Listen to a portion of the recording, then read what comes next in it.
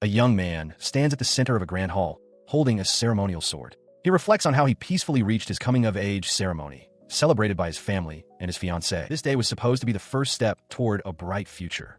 But his serene expression shatters into one of shock, his red eye wide with sudden realization. The memory shifts to 1 month prior. Raidorl Zane, the second prince of the kingdom of Zane, is training in a courtyard when a young woman asks him what kind of adult he wants to become. He pauses, surprised by the sudden topic. He considers her inquiry about the future.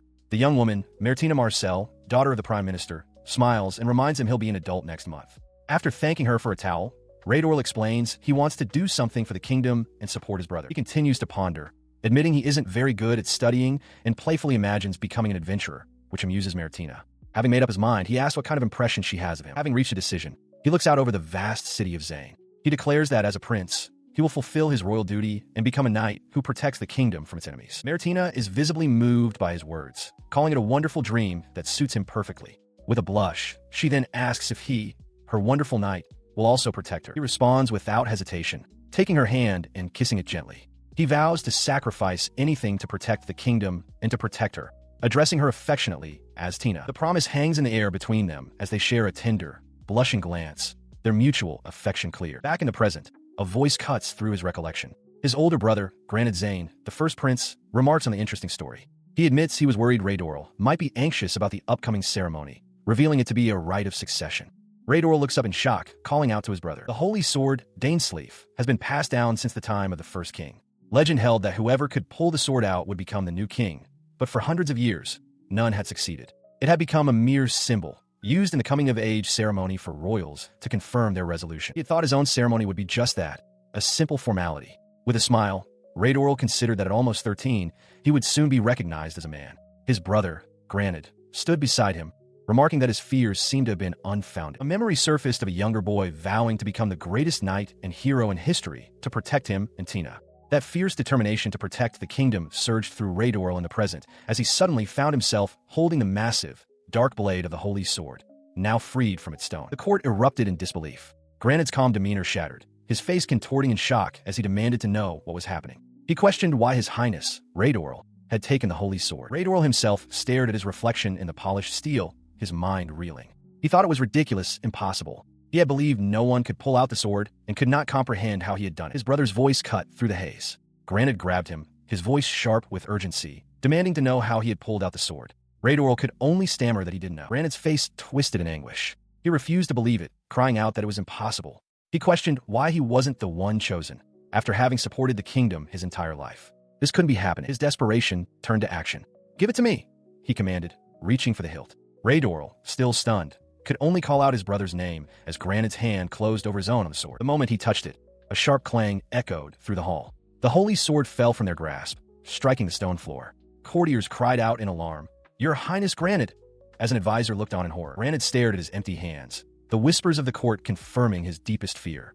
The holy sword had chosen Raidorl. This meant his younger brother was the true successor to the first king, more suitable for the crown than he was. He seethed, his eyes wide with fury as he glared at the assembled nobles. An advisor at his side urged him to calm down, but his rage was palpable. He pressed a hand to his forehead, struggling to contain his outburst. The advisor reminded him that they were in a public area, being watched, and that the situation would be dealt with later. Taking a deep breath, he raised his hand and addressed the court with a commanding voice. He declared the succession ceremony concluded and issued an order from the acting king.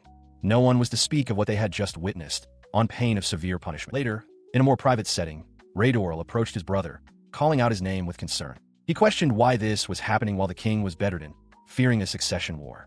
Granted, his face shadowed, coldly instructed him to return to his room and rest, promising to call for him later. As Raidorl hesitated to leave, his brother's composure shattered completely. With a furious roar, Granted ordered him to be gone from his presence at once. Raidorl flinched back in shock as he was ushered from the room. From a nearby doorway, Martina Marcel and a stern-looking man watched the scene unfold in silence. Alone once more, Granit's fury gave way to tormented introspection. He stared at his hand, trembling, questioning why he wasn't chosen and what it was that he lacked. Sometime later, a carriage departed from the royal castle. Inside, Raidorl demanded to know the meaning of his current situation. An attendant's voice calmly advised him to have patience, explaining that he was being appointed to his own territory and should enjoy the journey. He protested, his hands now bound before him, exclaiming that he was being treated like a criminal. Lockwood Marcel replied that while Raidorl was not to blame, this action was necessary for the kingdom's governance. He explained that once Granted ascended the throne and his reign was stable, Raidorl would be able to return to the capital. Standing before the castle, Lockwood Marcel, Prime Minister of the Kingdom of Zane, and Basil Garst, General of Zane, confirmed the plan. The general stated that His Highness Granted had decided upon this course of action, and the Prime Minister urged for understanding of the decision. He explained to the shackled Raidorl that with the blessing of the Holy Sword, his physical abilities had increased. However, the miasma-infused magical power surrounding him was now being consumed, and since Raidorl could not control this power, a demon seal was the only way to suppress it. Raidorl stared at his bound wrists in disbelief, questioning why such measures were necessary. He tried to object, but Lockwood continued, stating that while he didn't believe it was possible, the very thought of His Highness turning against the kingdom was a risk that could not be taken. He cried out in protest, declaring that there was no way he would ever threaten his own brother with the power of Dainsleif. He insisted that he had sworn to be a knight and support the kingdom, with or without the Holy Sword, and that his oath was true. His pleas were directed to the men before him, begging them to call his brother, certain that Granted would understand.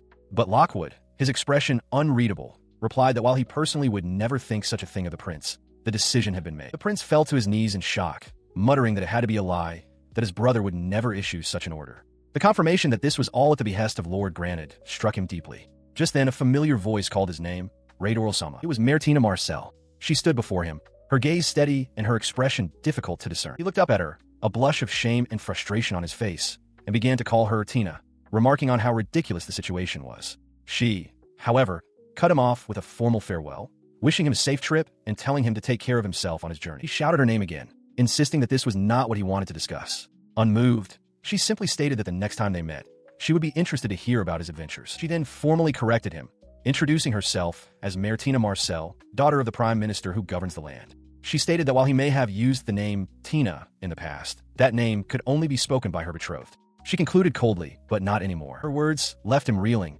unable to comprehend what she was talking about. As she asked if he truly didn't understand, the devastating realization dawned on him. Everything had changed the moment he drew the Holy Sword. He is forced to listen as Martina explains her cold rationale. She was raised to believe that for the kingdom's stability, personal feelings are a liability. If he, His Highness, were to remain in the royal capital, she reasons, the kingdom would fall into turmoil and the people would suffer. Raidorl starts to object, but she silences him with a finger to her lips. She coolly asks if her logic isn't precisely what his brother, the new king, would want. The mention of his brother triggers a memory of a brighter time. He sees himself standing proudly with Granted and Martina, recalling the solemn vow he made, to be a knight who would always support his brother, and a hero who would protect the people from demons and all their enemies. Martina's voice shatters the memory, turning his own words against him. She reminds him that he was the one who promised to protect her and the country, regardless of the sacrifices. The accusation leaves him speechless. Her expression becomes chillingly detached. With a faint, cruel smile, she calls the sacrifices he is willing to make for the kingdom wonderful, stating that his dream of being a hero can now finally come true. As her father, Lockwood Marcel, steps beside her to offer a hollow remark about the situation being unfortunate, Martina clarifies her position completely. She admits she adored Raidorl, but only ever because it was for the good of the kingdom. Looking down at him, kneeling in his shackles, she delivers the final blow. There is no point in being engaged to him now, she declares, because her fiancé, Raidorl Zane, is no more. She turns away as the devastating truth settles in his mind. Tina was important to him, but he realizes now that to her, he was never a person. He was simply a goal to be achieved. He cries out, asking what the point of her words is now. She responds with a chillingly false concern, placing a hand on his forehead and asking if he is sick, remarking that he looks terrible. The gesture stuns him. He cannot comprehend how she can look the same as always after such cruelty. But as he stares, her face is consumed by shadow, her eyes becoming hollow voids. He recoils, refusing to believe the monstrous truth before him. He turned and fled, rushing towards a waiting carriage as his younger brother, Granted, cried out for him. From a distance, Martina and her father watched the hurried departure, with Martina quietly wondering what could be wrong. Once inside, his composure shattered. He slumped into his seat, clutching his head in anguish as a single, agonizing question echoed in his mind. Why? From outside, Lockwood Marcel sealed the carriage door. He addressed Raidorl with the formal title of Your Highness and offered a cold prayer for his health before signaling for the driver to depart. With a crack of the reins, the horses surged forward, pulling the carriage away at a rapid pace. He stared out the window, the passing scenery a blur as his expression hardened with grim resolve. His mind drifted back to another departure. Another time his younger brother had called out his name in distress. He remembered Granted's tear-filled eyes and his unwavering belief that his brother would never abandon him. In that memory, he had offered comfort, a gentle hand on his brother's head, a silent promise of return. The memory faded, leaving only the harsh reality of the present. He slumped back into the carriage seat, the weight of his broken promise pressing down on him. Suddenly, as the carriage hurtled through a darkened forest path, Piercing screams echoed through the night, signaling an abrupt and violent halt to his journey. 5 years later, a lone, hooded figure gallops on horseback through a dense, dark forest, moving with urgency. His hood partially conceals a determined face, revealing he is an older Raidorl Zane. He grips the reins tightly, his gaze fixed forward. The ride is violently interrupted as a pack of monstrous, sharp-clawed dogs leaps from the shadows, barking and snarling as they surround it. Now on his feet, he casts his hood aside. He addresses an unseen adversary, remarking that it took them some time. He accuses them of vandalizing the woods and warns that they should be prepared for the consequences. He explodes into motion, lunging forward with his twin blades as he unleashes a sword-fighting spell, Poison Dragon Tail.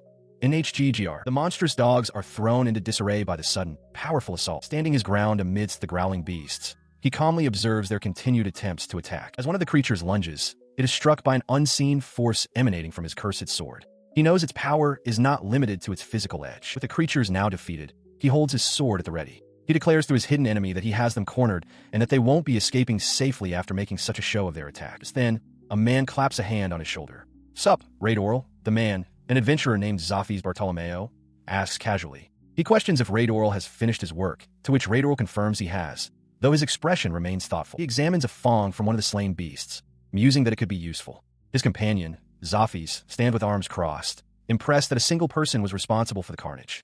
Raidorl dismisses the feat as nothing special. Zafis' tone shifts to teasing, remarking that such words are unexpected coming from a crybaby. The accusation catches Raidorl completely off guard, and he reacts with indignant shock. His words trigger a memory.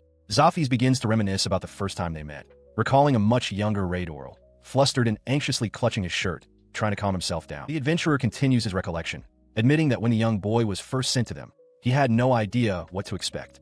He initially thought the problem was the rough manners of the local men rubbing off on the boy. He explains the political climate at the time.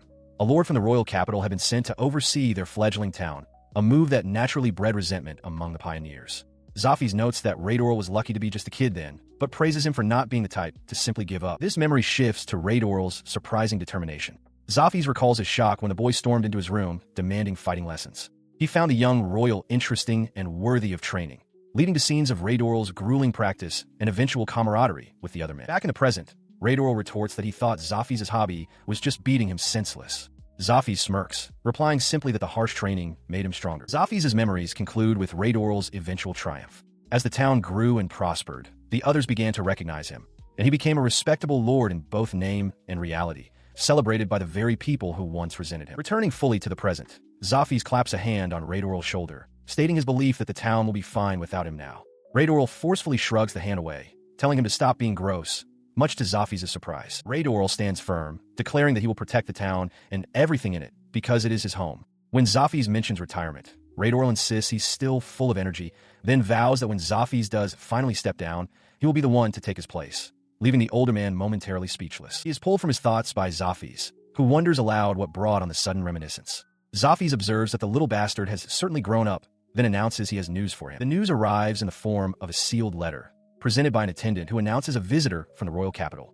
Raidorl's expression hardens at the unexpected message. As he turns to leave, Zafis asks if he is all right, offering to accompany him if needed. Raidorl tersely refuses, insisting he will go alone. He then asks Raidorl to join him for a while once his business is concluded. Zafis watches him depart, his expression pensive. The request brings to mind their usual dynamic. Zafis energetically challenges him to a sparring match, like in the old days.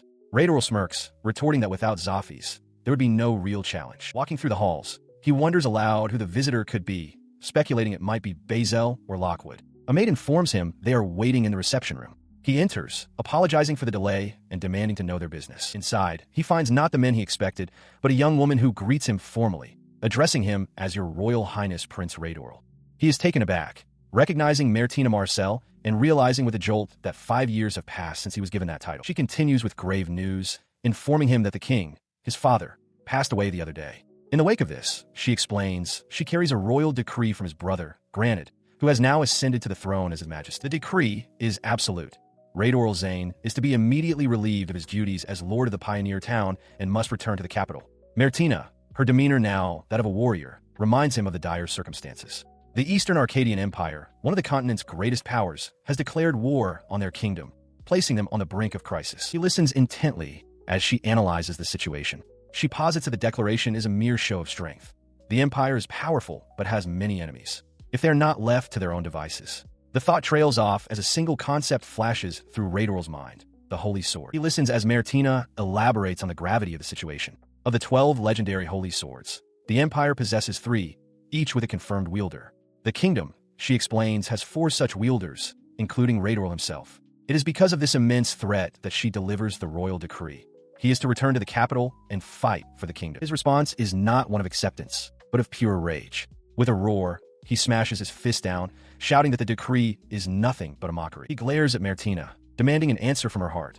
Does she truly expect him to fight and risk his life for the same people who exiled him? Her expression remains firm as she confirms that is precisely the expectation for Prince Raidorl. His fury escalating, he draws his sword and levels the point at her throat, demanding an explanation while he can still contain himself. Unfazed, Martina simply asks him to calm down, insisting that this is for his own good. She elaborates on the king's offer. If he agrees to stand on the battlefield, His Majesty will grant any wish. He could reclaim his royal status and even gain new territories, lands far more significant than this remote region. The insult to his current home enrages him further.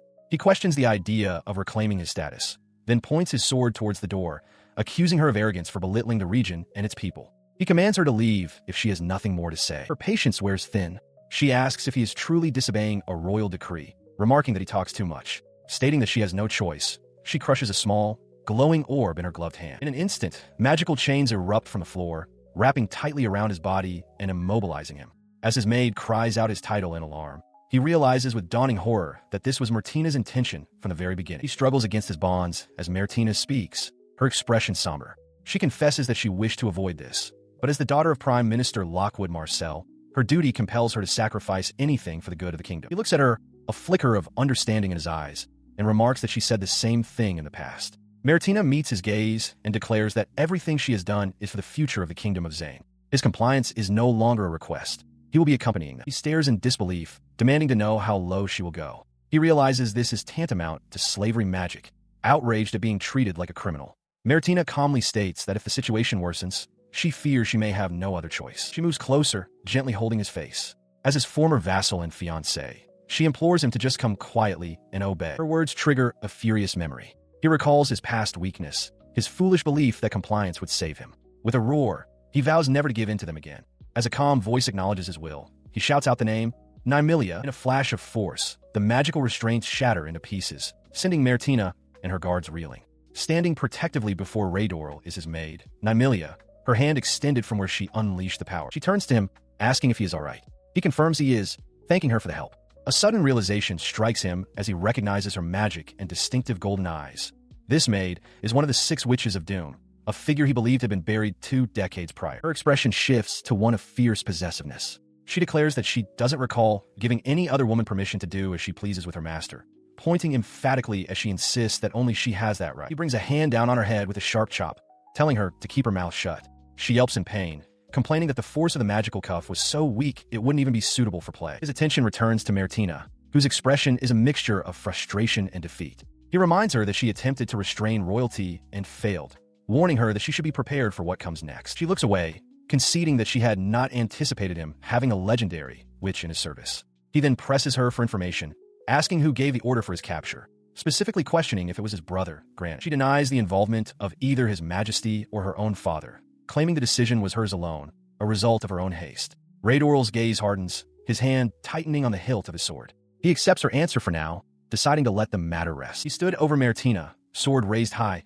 ready to deliver a final blow as she watched with quiet resignation. But he paused, his blade hovering. Martina, looking up, questioned why he had stopped his sword. He considered that it would be easy to kill her after what had happened, but another thought stayed his hand. He told her he had a question for her, and for that reason, he would not kill her yet. Acknowledging the resolute expression on her face and her willingness to sacrifice herself, he remarked that there was nothing useless he could tell her. He found her resolve lovely, then turned his attention to his own maid, declaring it was Nymelia's turn. In response to his command, a strange power enveloped Martina. She cried out in confusion as an unseen force assailed her. Raidorl explained his strategy. While she might endure pain, he questioned if she could withstand pleasure. He vowed to use it to meld away all the feelings and pride she had cultivated. The tingling sensation intensified, causing Martina to flush and question what was happening. Raidorl calmly stated that he knew her well enough to understand that she was not the kind of woman who would break under conventional questioning or torture. He leaned in closer, cupping her chin. With a determined gaze, he challenged her, proposing they test her limits to see just how much she could endure. The interrogation was interrupted as another maid rushed to Martina's side, distraught. She cried out to Raidorl, demanding to know what he had done to her lady. Nearby, the guards murmured amongst themselves, wondering about the actions of Raidorl's own maid. Ignoring the maid's pleas, Raidorl turned to the guards and made a formal declaration. He announced that Martina had committed high treason by unleashing a curse upon a member of the royal family and attempting to restrain him by force. For this crime, he ordered her to be placed in their custody. As the guards hesitated, Raidorl added that there was one more thing. He began to speak of a specific event, referring to that day. His mind drifts back to a happier time, a memory of his brother Granit's arm resting warmly on his shoulder, with a smiling Martina by his side. He recalls the profound sense of loss that followed, how everything he believed in was stripped away, leaving him cast out and shattered by betrayal. Meanwhile, in another part of the estate, a distraught man confronts Nymelia. He gestures wildly, accusing her of trying to rob him of the small, normal life he has finally managed to build. Nymelia watches him, a cool expression on her face, and begins to taunt him for his powerlessness. Raidorl's gaze hardens, his resolve solidifying. He declares that if his pride is to be trampled upon, he will show no mercy, for he is no longer the person he was back then. With unwavering conviction, he gives Nymelia a message for his brother. He will end the war against the Arslanian Empire on his own. On the castle ramparts, soldiers murmur amongst themselves, surprised by the swift arrival of an approaching army. It has only been 3 days since their reply was sent, a remarkably eager response. From a higher vantage point, Raidorl Zane sighs as he surveys the force below, estimating their numbers at about 1,000. Beside him, Martina Marcel and another man look on. The commander of the approaching force announces himself as Darren Galust of the Royal Army, demanding the gate be opened. In response, Raidorl calmly gestures for his soldiers to comply. With a low groan, the heavy stone gate begins to grind open. As it does, Raidorl's companion remarks on the commander's youth and questions if it is normal for royalty to be welcomed this way. Martina adds that it seems they didn't even have time to put up a proper front. Her face flushes with shame as she realizes the truth. This desperate display reveals just how cornered her country truly is. Raidorl turns his gaze toward her. He speaks her name, Meltina, his hand holding the chain connected to her collar. Flustered, she looks up and addresses him formally as Royal Highness Raidorl. For speaking, he yanks the chain sharply, causing her to gasp in pain. He coldly asks who gave her permission to open her mouth, reminding her that relying on him is the only way to resist the Empire's invasion. He cuts off her stammered reply, commanding her to stop her noise.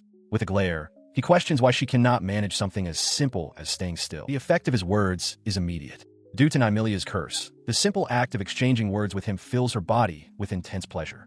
Through a haze, she tries to explain she was only acting for the sake of her kingdom, as Raidorl watches impassively. He observes Martina, who gasps and trembles under his touch. He muses that her chaste nature makes her especially vulnerable, as the curse easily erodes the line between pleasure and reason in her mind. His companions watch the scene unfold. Nymelia seems surprised that no one had informed the princess of the curse's full effects, while Granite simply notes that their guest has arrived. In a courtyard, Darren Galust looks on with a grim expression, recognizing Raidorl and Granite. He internally resolves that he cannot trust those who work under Granite, identifying the approaching commander as the son of General Galust. Raidorl steps forward, introducing himself as Raidorl Zane and thanking Darren for coming. He immediately issues a warning. He will show no mercy if Darren acts with hostility. The commander is visibly startled by the intense greeting. Darren's eyes widen slightly as he processes the chilling welcome. He quickly kneels, formally addressing Raidorl. He introduces himself as Darren, son of General Galust, and expresses his gladness at seeing his highness in good health.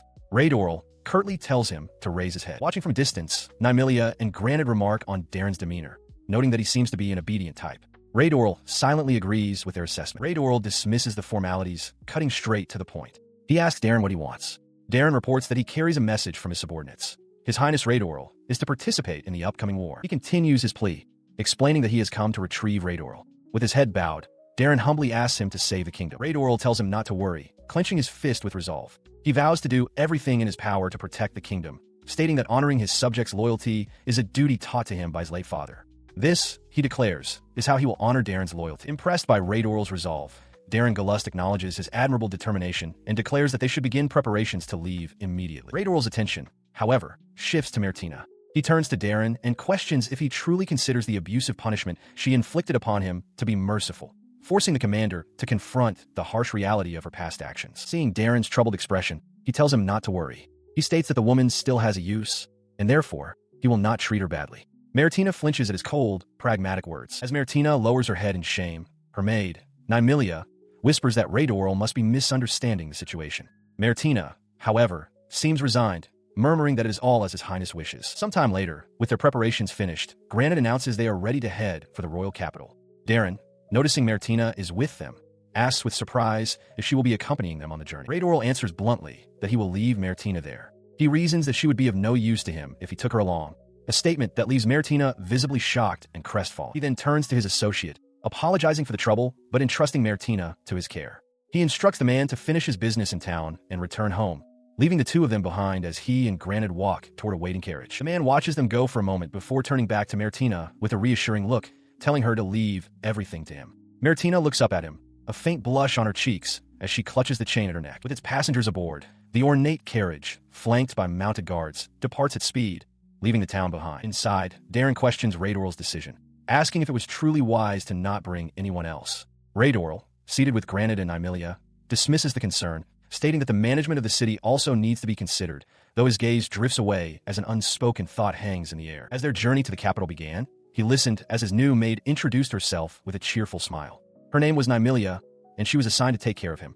She expressed her eagerness to serve, and he quietly acknowledged her. The commander, Darren Galust, then addressed him with formal deference, assuring Your Royal Highness Raidorl that any requests would be met at once. Raidorl's expression soured slightly as he observed the formal treatment, remarking on how he was now being treated like royalty. That word, royalty, seemed to strike a nerve. His gaze sharpened, and he challenged the commander directly, asking if he could maintain that same reverence if he and his brother would come to blows. The commander swallowed nervously, his hands clenching in his lap. He pleaded with Raidorl not to make such jokes, insisting that even as a jest, the idea of conflict between the royal brothers was a matter no one could ignore. Raidorl explained that he was merely grumbling. He voiced his frustration, feeling like an unneeded prince who had been cast aside, only to be summoned back now for their convenience. He then quickly dismissed his own words as a joke, though he added thoughtfully that the situation does make one think.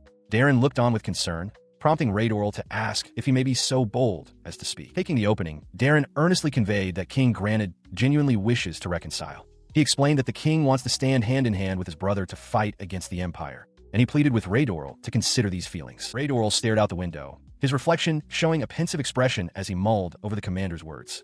His feelings, he murmured to himself. He then turned and called for Nymelia, who instantly sprang into action. She deftly poured a drink into a cup and presented it to him with a pleasant smile. She considered the matter of the milk, but Raidorl, with a strained expression, silently pleaded with her not to mention it. His plea went unheard as Darren, his face a mask of disbelief, exclaimed that the woman they had just encountered was a magician. He continued, stunned by the display of magic performed without any chanting. Raidorl, however, remained composed, while Nymelia simply remarked that it wasn't particularly surprising. This revelation sent Darren's mind racing. He admitted to Raidorl that he had initially wondered what kind of schemes he had planned, but now it was clear. Bringing only a maid with him made sense if she was, in fact, a powerful magician. He looked Darren in the eye, explaining that demonstrating such power was a clear message, a warning not to try anything foolish. Nymelia, however, gently interjected, suggesting to Darren that he was thinking too much into the situation. As Raidorl took a sip of tea, he commented on its deliciousness, which Nymelia attributed to his special honey. Darren, however, recoiled in anger, retracting his earlier kind words and demanding to know what she had put in it. Unfazed, Raidorl simply stated that all he wanted was some tea. With the minor commotion settled, he turned his gaze to the passing scenery outside the carriage window. The carriage pressed on, drawing ever closer to the royal capital, a sight Raidorl hadn't seen in 5 years. He braced himself, anticipating that it was going to be a wild homecoming. A horse-drawn carriage approaches the towering, formidable walls of the royal capital. Inside, Nymelia gazes out the window, remarking on the impressive sight of the wall.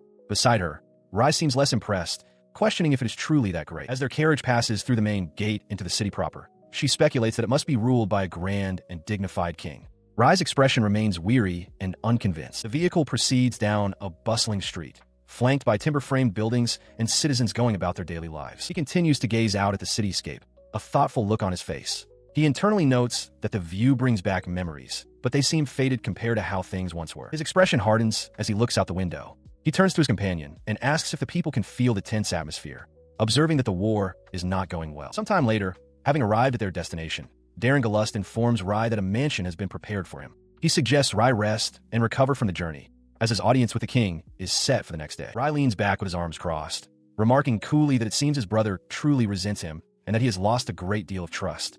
Darren is taken aback, vehemently denying the accusation and insisting that could never be the case. He cuts the denial short, telling Darren not to bother covering it up. He states plainly that he has known for 5 years that his brother resents him over the holy sword. A heavy silence falls between them. Darren looks down, troubled by the revelation, while Rai remains seated, resolute, with Nymelia standing watchfully behind him. His carriage rolls to a stop. Beside him, Nymelia looks on as he announces their arrival. Before them stands a grand mansion, its architecture imposing under the cloudy sky. Stepping out onto the grounds, Nymelia's eyes sparkle with delight at the sight, while Rai's expression remains grim and focused. He is greeted by Darren Galust, who formally offers the use of the mansion during his stay in the capital. Rai remains silent, his mind already piercing through the pleasantries to discern his brother's true intentions. He understands the ploy perfectly. His brother resents him and wants him kept far from the palace, yet still requires his strength. This mansion is nothing more than a gilded cage, a handsome reward meant to secure his cooperation. His gaze narrows as he processes the scheme. Turning to Darren, he asks for confirmation that he is free to do as he pleases with the property. Darren readily agrees, confirming Rai's suspicions about the nature of this gift. He accepts the offer, and Darren informs him that he will return the next day to provide an escort. Until then, Rai is encouraged to relax as he wishes. With a final, appreciative gesture, Darren places a hand on his shoulder before turning to leave. Rai then directs Nymelia to follow him inside, and she promptly agrees. As Darren walks away, his expression is troubled, the weight of the situation evident on his face. Inside the opulent foyer, Nymelia remarks on how different the grand residence is from their home in the frontier city. Rai concedes that while he dislikes the intent behind the gesture, the mansion itself is blameless, and resolves that they should make themselves comfortable. He steps into the grand foyer of the mansion, where 2 lines of maids greet him with a synchronized welcome. They formally address him as Prince Raidorl, younger brother of His Majesty. Beside him, Nymelia looks on with wide-eyed surprise at the reception. His gaze settles on the man leading the staff, a steward whose face seems familiar. The man bows slightly, acknowledging that it has been a long time since they last met. The steward smiles warmly, introducing himself as Sarah and clarifying that he once served Rai's father, His Majesty Granite. A memory surfaces for Rai, a tea party from his childhood where Sarah had given him sweets. Dropping to one knee, Sarah expresses what an honor it is to meet him again. He explains that His Majesty has instructed the entire staff to attend to the prince's every need. Rai's expression remains impassive, thinking to himself that the timing is perfect. Before Sarah can say more, Rai steps forward, announcing to the assembled staff that he has something to discuss with everyone present. His declaration is swift and brutal. With a sharp gesture, he informs the entire staff that they are fired and must get out immediately. Sarah and the maids stare back, utterly stunned. The steward scrambles for an explanation, his voice trembling as he asks if they did something wrong and why the prince would say such a thing. Unmoved, Rai simply asks if his assessment is incorrect. He clarifies his cold logic to the sputtering Sarah. He is telling them to leave simply because he does not need them, adding that anything unnecessary should be thrown away. The steward is left speechless. As the dismissed staff stands in shocked silence, Nymelia speaks up. She questions how one little maid could possibly manage such a large mansion. Rai dismisses her concern, telling her it's not something she needs to worry about. He places a hand on her shoulder, his gaze firm. He declares that the only one he trusts is her, and certainly not any agents sent by his brother. Nymelia looks up at him, flustered by his absolute confidence in her. His dismissal was met with barely concealed fury. The head butler, Sarah clenched his fist, his face twisting in a silent snarl. Despite his anger, the butler maintained a veneer of formality, declaring that he would inform His Majesty Granite of this matter himself. Rai simply waved a hand dismissively, telling the man to do as he pleased. With the staff gone, he and Nymelia walked through the grand, silent halls. Rai remarked that they could finally have some peace and quiet in the mansion. He then added that she was the only one he trusted. At this, Nymelia's expression shifted to one of flustered delight, her cheeks flushing. Rai looked on, confused by her sudden change in demeanor. Her misunderstanding spiraled as she passionately declared that she wouldn't allow anyone, be they god or demon, to interrupt their time together. Alarmed, Rai insisted it was just a figure of speech and suggested she must have eaten something bad, offering to get her a doctor. She completely ignored his concern, striking a dramatic pose and telling her master there was no need to be embarrassed. With fervor, she announced that she was always prepared to receive his passion and desire. Losing his patience, he reached out and pinched her cheek sharply, asking if she was satisfied now. Though wincing in pain, Nymelia tried to continue her speech, declaring that with the intruders gone, their love could finally blossom, her words trailing off into a pained cry. He told her that was enough and ordered her to check the mansion. Rubbing her reddened cheek, Nymelia mumbled in assent, finally brought back to her senses. Her demeanor shifted instantly to one of cold professionalism. As she stood poised in the hall, numerous shadowy, humanoid figures materialized from the floor, surrounding her and awaiting her command. With a gesture, she issued her orders. They were to search the entire mansion, checking for anything dangerous or for anyone hiding within. In unison, the shadow servants acknowledged their mistress's command. She encourages her new master to rest, assuring him that she will handle everything concerning the mansion. With a sly smile, She adds that he should call for her anytime if he finds himself unable to sleep. Rai, seemingly oblivious, agrees, stating that he is counting on her. Her master's simple acceptance sends a jolt through her. With a flushed expression and clasped hands, she fervently declares her devotion, promising to comfort him with her entire body and soul. This sudden, intense proclamation leaves Rai utterly bewildered, his face blushing in confusion. The next day dawns upon the grand mansion. Meanwhile, in the royal throne room, Sarah stands before the king. He announces that he has a report for His Majesty, King Granite. He strides purposefully down the long, sunlit hall toward the throne. His steps echo as he closes the distance to the seated monarch. Reaching his destination, he formally announces that he has brought Prince Raidorl, the king's younger brother. King Granite listens with a stern, unimpressed expression, while Rai stands beside him, his own gaze fixed and serious. In the grand throne room, a heavy silence hangs in the air. A young man, Raidorl Zane, stands before the dais, his back to the observer. Seated on the throne is his brother, King Granite, with Chancellor Lockwood standing dutifully by his side. The tension between the two brothers is palpable, their expressions hard and unyielding as they gaze at one another. He drops to one knee, his fist planted firmly on the floor. He announces himself as Raidorl Zane, stating that he has come at the behest of His Majesty the King. From his throne, Granite looks down at his kneeling brother and commands him to raise his head. He then welcomes Raidorl, addressing him as my brother. In response, Raidorl formally acknowledges that it has been a while, still addressing Granite by his royal title. Granite insists that he not speak so formally. He reminds him that they are brothers and that Raidorl can call him by the name he used to. After a tense pause, Raidorl acquiesces, simply saying, "Well then, brother." The king continues, stating it's fine, as Raidorl has fulfilled his duty of keeping monsters at bay on the frontier. He offers a hollow apology for not attending their father's funeral, asking forgiveness from his incompetent brother. His gaze then shifts to Chancellor Lockwood, his tone turning sharp as he remarks on the man's composure and nerve, pretending to be a king while his own daughter, Martina, is a captive. Raidorl observes the scene, noting that General Garst isn't present. He realizes with a grim certainty that this is a reenactment of the day he was exiled, with the very two men responsible standing before him now. His eyes lock onto Granite's. He sees the same expression from that day, the eyes of a small-minded king, trapped by the unchanging holy sword, who exiled his own brother out of pure jealousy. The truth settles heavily in his mind. He understands that his brother chose the holy sword over family, yet now intends to use him again. Beneath it all, a bitter thought surfaces. Granite still hasn't forgiven him. He maintained his hardened expression, internally acknowledging that his feelings hadn't changed. Out loud, he cut straight to the point, demanding to know the reason for being summoned back to the royal capital. His brother, King Granite, responded with a knowing look, assuming Raidorl was already aware of the kingdom's predicament. He elaborated on the dire circumstances. The Eastern Arsline Empire had invaded. Worse, the enemy possessed a holy sword wielder, a power that had already allowed them to subdue a third of the Zane kingdom's military. Though General Garst was holding the line, Granite admitted it was only a matter of time before their defenses crumbled. Hearing this, Raidorl's gaze remained cold and steady. He looked directly at the king and asked flatly, "So, what do you want me to do, brother?" A memory surfaced in the king's mind, a recollection of their last turning point. He remembered thinking that just a single word of apology would have been enough. The image was of a happier time, of him placing a hand on his younger brother's head. But that simple apology never came, and without it, he felt they could never truly reconcile. Snapping back to the present, Granite's demeanor changed entirely. He pointed forward, his voice booming with royal authority as he issued his command. "The holy sword wielder, Raidorl Zane, to save the kingdom of Zane, you shall take up the holy sword Dainsleif and fight against the Empire."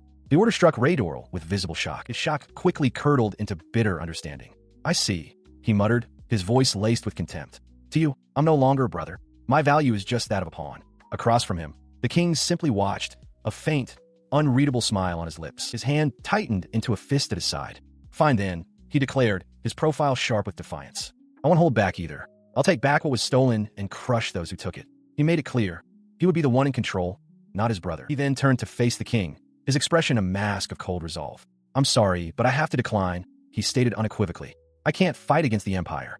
The refusal left Granite utterly stunned, his confident facade crumbling into disbelief. His brother's defiance sent a shockwave through the court. Two nobles cry out in disbelief, one declaring that to defy a royal decree is an act of pure insolence. The outrage spreads as another courtier, flanked by royal guards, insists that such behavior is unacceptable, even from the king's own younger brother. From his throne, King Granite's face is a mask of cold fury. He finally breaks his silence, his voice low and dangerous, questioning if Raidorl even comprehends the gravity of his own words when faced with a royal decree. A high-ranking chancellor steps forward to intervene, admonishing Raidorl for his blatant disrespect toward His Majesty the King. Raidorl, however, remains completely unfazed by the accusation. He turns to the chancellor, calmly acknowledging his position but immediately countering it.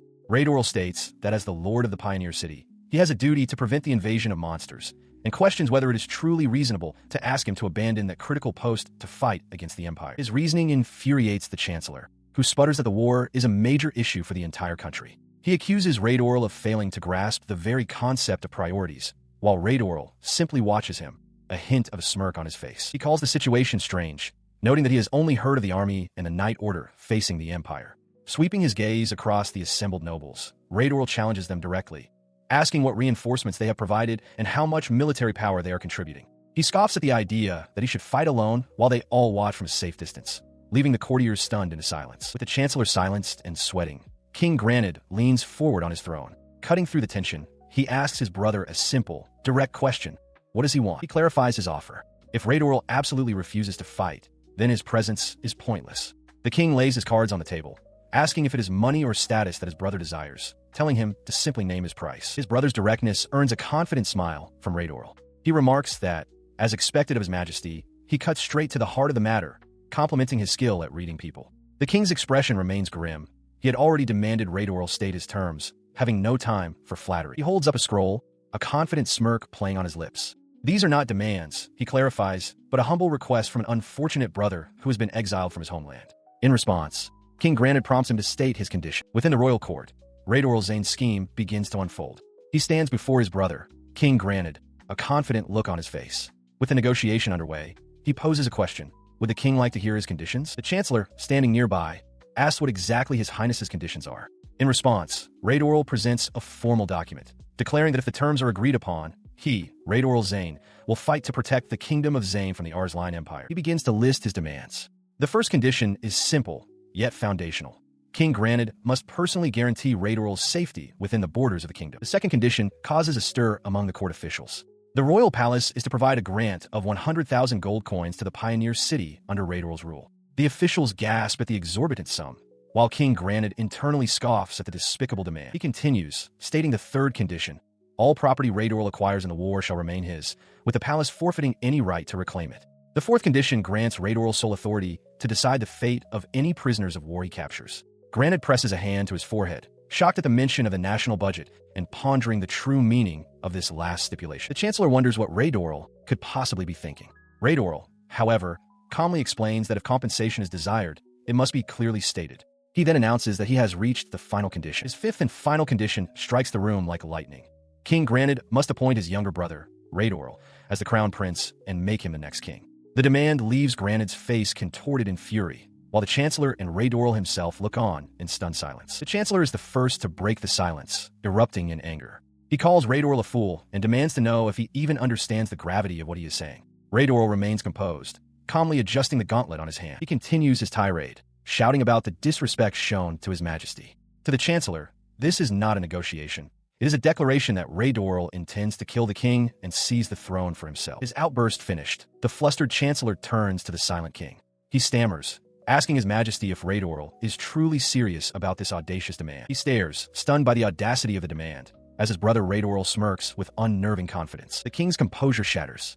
He roars that his own son, Strauss, will be the next king, furiously questioning how they could dare make someone like Raidorl the crown prince. Unfazed by the outburst, Raidorl casually scratches the back of his head, acknowledging his brother's point. He calmly states that if that's the case, then there is no final condition. He clarifies for his brother that he is dropping the last condition entirely. The sudden reversal leaves both Granted and his Chancellor speechless, the king stammering in disbelief. With the most contentious point withdrawn, Raidorl presses his advantage, asking if there are any further problems and urging his brother to sign the oath. Flustered, Granted can only stammer his assent. As the king agrees, the Chancellor's eyes narrow in sudden understanding. He confronts Raidorl, accusing him of a calculated ploy, presenting an impossible demand only to make the others seem acceptable. The accusation hangs in the air as other nobles grasp the political trap.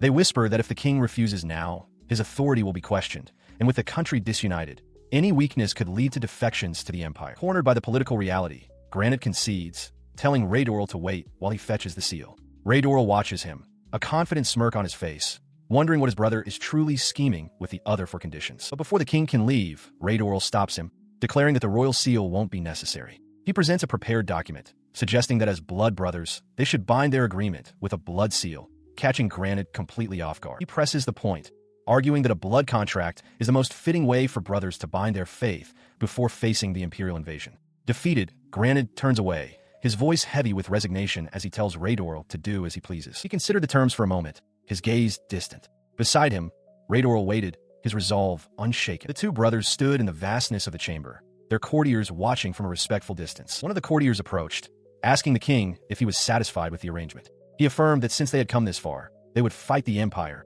and he would not permit his brother to lose.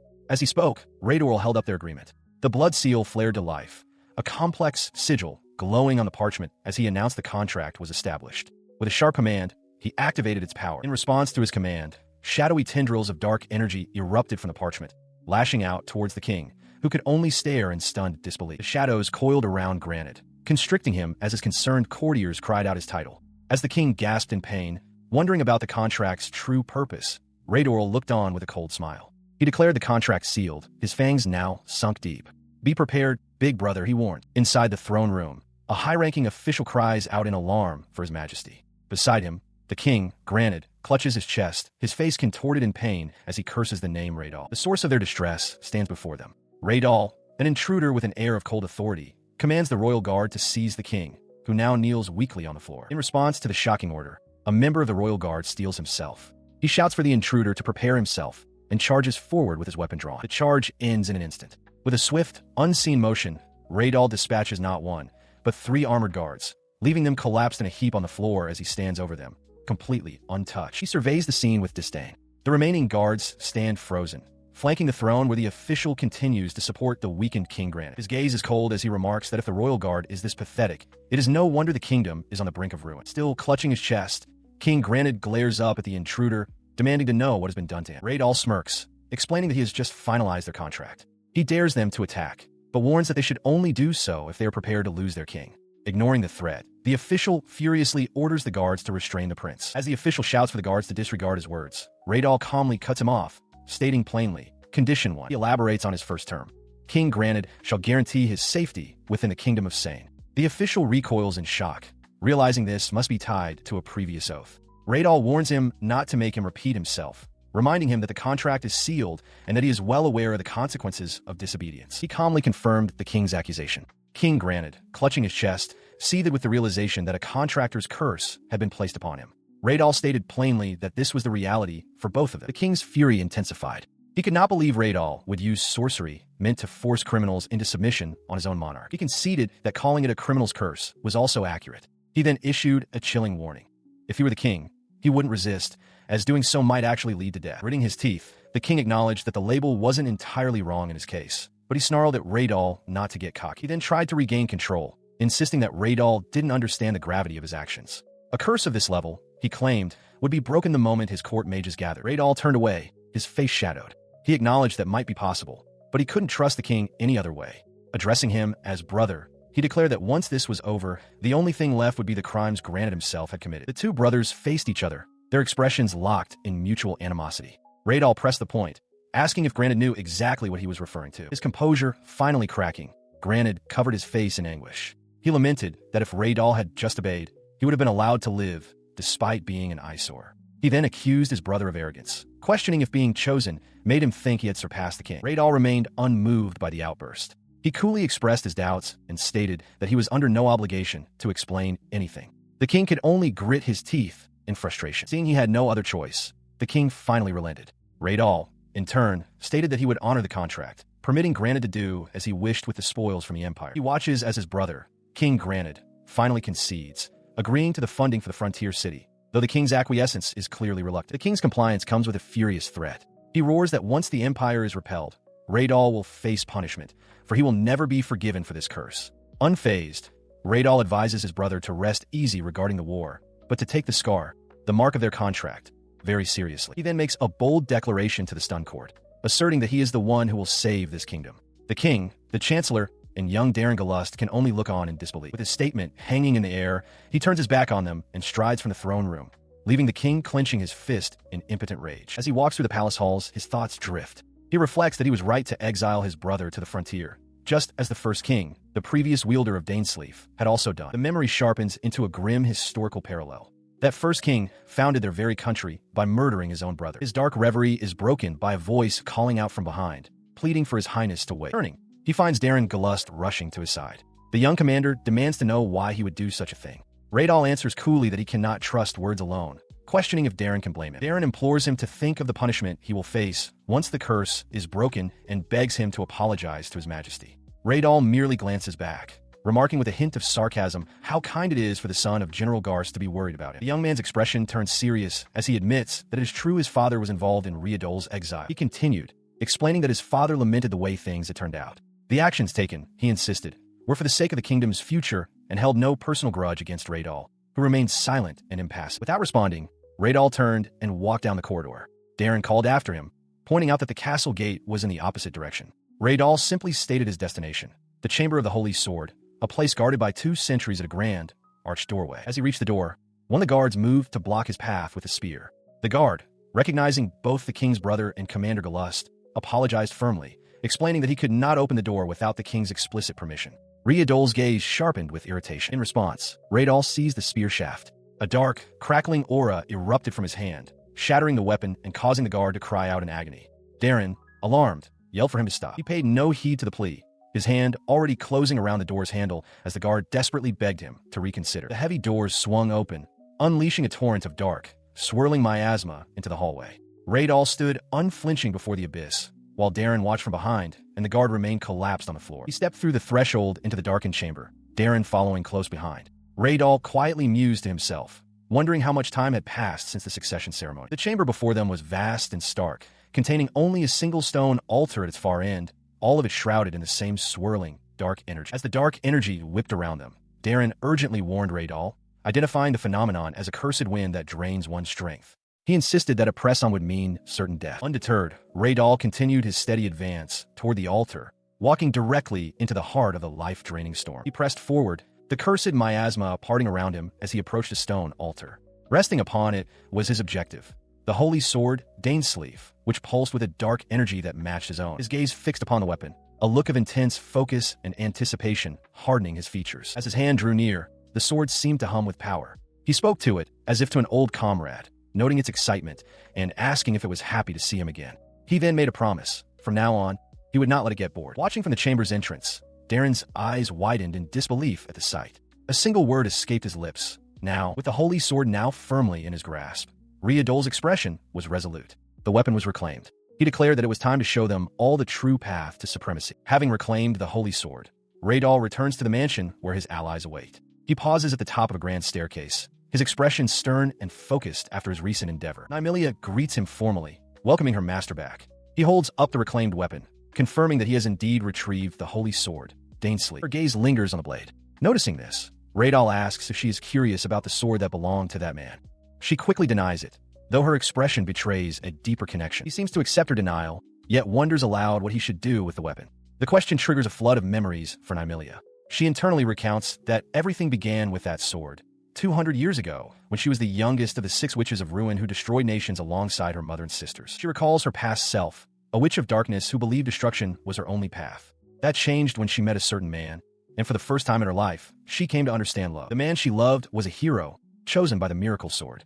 They were destined to be enemies, but her own impulses and feelings defied that fate. For his sake, she fought against and even betrayed her own family, choosing him over her kin. But in the end, her love was met with cold betrayal. The hero, his face obscured by shadow, declared his heart finally satisfied as he reached for her. She cried out in disbelief, asking why he would do such a thing, pleading for him not to leave her alone as she was taken. The memory leaves her reeling. She recalls the profound despair of that time, wondering how much time had passed, unable to understand anything anymore. The vision concludes with the stark reality of her fate, chained to a cold stone wall in a dungeon, alone, rat her only company. Her expression hardens, the memory of her imprisonment resurfacing with painful clarity. She endured the agony and loneliness of her confinement, chained to the cold stone wall. Her faint plea for help was answered only by the scuttling of what she assumed was a rat. Then, a heavy, grating sound echoed through the dungeon. The door had opened. Through the doorway stepped a young man, breathing heavily. He muttered to himself that he had finally lost the monster pursuing him and would hide here for a while. Unseen by him, she watched from the shadows as he cautiously entered. His footsteps echoed softly against the stone floor. He ventured further into the expansive, empty chamber, sword drawn at his side. Suddenly, he froze, his eyes widening in disbelief at what lay before him. His gaze had fallen upon the woman, suspended by chains against the far wall. Her own eyes, wide with a flicker of hope, met his. He stumbled back, startled, questioning if she was a woman or a ghost. Overcome with shock, he turned to run, prompting a desperate cry from her, pleading with him not to go. He protested that he couldn't possibly stay there with a naked woman. She quickly countered, reminding him that the monsters he was fleeing were still just outside the door. His resolve wavered. He glanced back over his shoulder, clearly torn between his panic and the logic of her words. Sensing her opportunity, she made a desperate, tearful offer. As a reward for staying, he could touch her breasts. The young man, utterly flustered, could only stammer back, asking if he could just leave instead. He sat on the stone floor amidst the rubble, looking across the chamber at the woman chained to the far wall. She explained that this was why she had been sealed here, prompting him to recall hearing stories of witches like her from 200 years ago. Her bluntness took him aback. Nymelia questioned why the hero did this to her, asking if they hadn't fought together.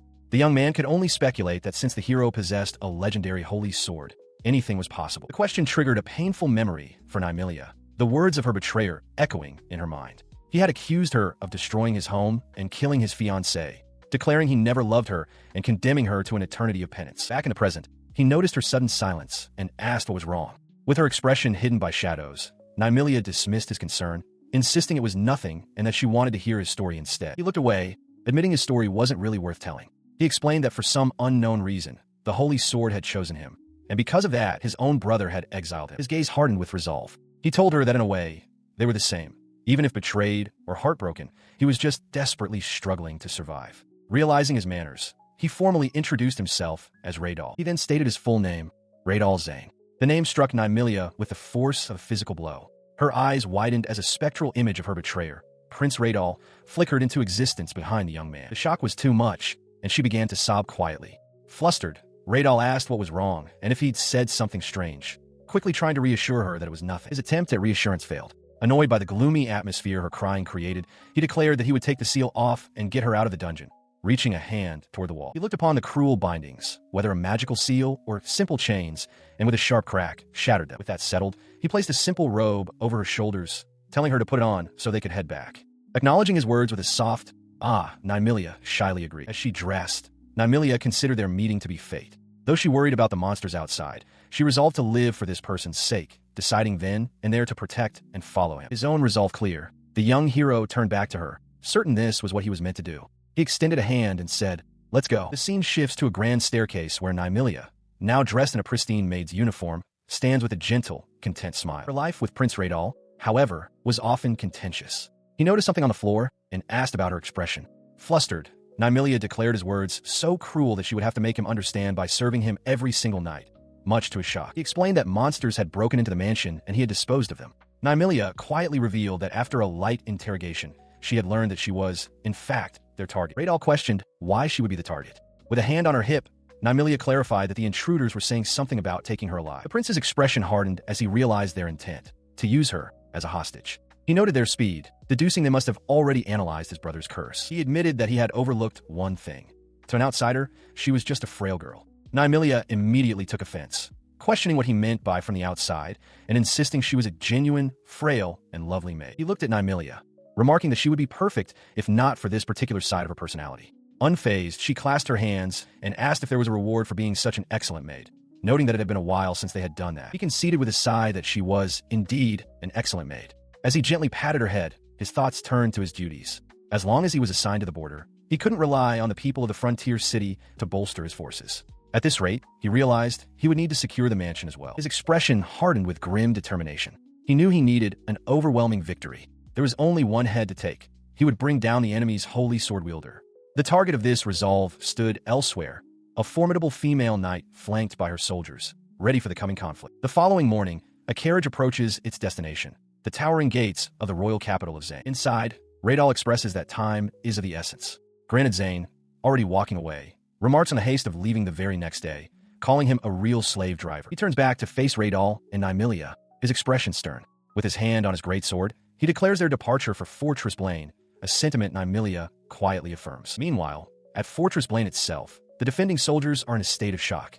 They cannot believe the overwhelming assault is the work of a single person. An officer roars for his men to surround the lone attacker, the holy sword wielder, and show her the pride of their kingdom. With a confident smirk, she unleashes a devastating attack, effortlessly sending the soldiers flying with cries of agony. The remaining soldiers break ranks, shouting for a full retreat as they help their wounded comrades fall back from the unstoppable warrior. The chaos reaches the Fortress Blaine Operations Command Room, where a panicked voice calls out for General Garst. A soldier bursts in, reporting massive casualties and insisting that they must launch a counterattack immediately or morale will completely collapse. General Garst, however, remains composed. He orders his men to endure for now, stating that their chance to strike will come once Prince Raidorl arrives. On the battlefield, a lone figure stands amidst the swirling dust and energy. An unseen defender of the fortress gazes upon her, a dawning horror in their eyes as they identify the enemy. One of the Empire's legendary holy sword wielders. From a command tent nearby, an officer observes the distant assault on Fortress Blaine. He notes that the defenders are proving to be a tough nut to crack. He is joined by a younger subordinate. The senior officer, Lieutenant General Garkos Barzin, remarks on the enemy's persistence. His companion, Colonel Dallas Safaris, adds that it's to be expected, as the fortress is the kingdom's final stronghold and their desperation is high. The colonel expresses his surprise at their rapid progress, noting that the front has only been open for 2 months. General Barzin agrees, but cautions that they should proceed carefully, as the kingdom will be completely exposed once the fortress falls. His gaze drifts towards the towering walls as he reflects on the past. Safaris recalls that during an invasion 10 years prior, the Empire was helpless against the kingdom's terrain-based defenses, marveling at how easily things are proceeding now. Barzin, stroking his chin, provides the reason for their newfound advantage. He explains that the power of the holy swords is truly terrifying, and that this entire invasion was launched because 3 such wielders appeared in their empire at once. Elsewhere, a figure of immense authority contemplates this very fact. He reflects that, with a holy sword, a single person can change the course of a war. It is this power that underpins His Majesty's decision to seize the moment and conquer the continent. This power is embodied by the warrior on the field. An aide reports her identity, Imperial Princess Celia von Arsline, the one chosen by the lightning sword Cleum Solaris. He confirms that it was Her Highness who saved them in the last battle. Back in the command tent, Barzin praises her fighting style as magnificent, like a lightning strike itself. Colonel Safaris can only agree, calling her a true hero. He then notices Safaris' downcast expression and places a comforting hand on his shoulder. Barzin tells him not to be so down, explaining that he understands how the colonel feels. He adds that Her Highness is very straightforward and is not good with people who harbor dark emotions. Colonel Safaris appears flustered, stating that he is well aware of the situation, though he trails off without finishing. Beside him, Princess Celia von Arsline turns and asks what he is talking about. She faces him directly, announcing that she is done with the day's diversion. She found it boring, she explains, because their opponents didn't even fight back. Her sudden arrival at the command tent surprises General Barzin and another officer, who note her early return from Fortress Blaine. Internally, Colonel Safaris expresses his dismay. General Barzin asks for her forgiveness, but Princess Celia pouts, reminding him that he excluded her from the strategy meeting again, despite her explicit instructions to be included whenever she is present. He explains that they had no choice, revealing that Colonel Safaris feels uncomfortable around her. While the colonel reacts with shock at the blunt admission, Celia simply smiles, stating that she already knew. She then turns her attention to the colonel, who offers a deep apology. Celia dismisses it, telling him he needs to get used to her presence. She has heard he dislikes women, but insists they are comrades and that such an attitude won't help him survive on the battlefield. Her lecture becomes surprisingly personal as she tells him that while his eyes are scary, his face isn't bad, so he should keep trying. She bluntly warns that if he doesn't overcome his phobia, he's old enough that he might never find a partner. Colonel Safaris is visibly mortified. Having finished with Safaris, she cheerfully turns to General Barzin, calling him Gramps and saying she wanted to speak with him. As the general stammers in surprise, the other officer smoothly intervenes, assuring Celia they were discussing the war and welcome her input. The officer, Barzin's adjutant, then expresses his deep admiration for the general, calling him a legend that every soldier looks up to. He even admits to crying with joy when he was assigned the post. General Barzin laughs heartily, pleased by the praise. Colonel Safaris watches the scene unfold with a weary expression. He thinks to himself that in the presence of his granddaughter, the legendary general has turned into nothing more than a doting old man. Inside a command tent, General Barzin outlines the formidable challenge ahead. He informs Princess Celia that their opponent is General Basilgarst, the kingdom's revered guardian deity. Celia, leaning on the table, casually mentions she visited the fortress that very day and questions her grandfather's plan of attack. She rests her chin on her hands, musing aloud whether General Garst is truly as impressive as his reputation suggests, since his forces seemed inactive during her visit. Colonel Safaris interjects, his expression serious, warning that intelligence confirms the enemy is well stocked with weapons and supplies. He stresses that this will not be a simple fight. General Barzin turns to his granddaughter, explaining that the situation would be far easier if their opponent had fallen for the bait they'd laid. He advises the princess to learn to see the broader strategic landscape. Annoyed by his condescending tone, Celia retorts that he's being mean. She then challenges him directly, asking if the enemy general is truly superior to him. Her grandfather merely scoffs in response. The general's pride is stung. He slams his fist down, roaring that such a notion is nonsense and that he is clearly superior. He declares he won't lose to a brat 20 years a junior. Behind him, Celia beams with pride, while Colonel Safaris watches the outburst with a look of weary surprise. His outburst subsiding, he regains his composure. He concedes to Safaris that the guardian deity has successfully blocked the Empire's path for years, acknowledging that the coming battle will not be won easily. As the men contemplate the difficult road ahead, a thoughtful expression crosses Celia's face. She quietly considers the situation, a new idea beginning to form. Her contemplation ends. She turns to her grandfather and the colonel with a serene look and makes a startling proposition. "Should I go fetch his head for you?" Both men stare back, utterly stunned by her casual offer of assassination. She presses her point, suggesting that she could simply infiltrate the fortress alone, eliminate the enemy general, and thereby win the war. Her grandfather's fist crashes down on the table as he vehemently rejects the idea, shouting, "Absolutely not." He reminds her of the terror he felt when she charged into Fortress Blaine by herself, exclaiming that his heart nearly stopped.